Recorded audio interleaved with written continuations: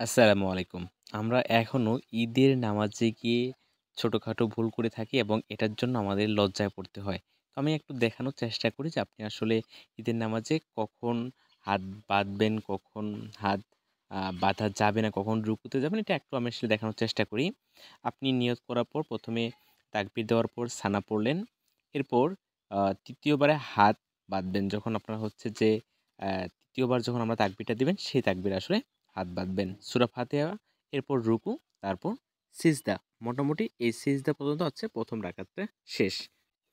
এরপর হচ্ছে ২য় রাকাত। ২য় রাকাতে আপনি ১ম এ সূরা ফাতিহা পড়লেন।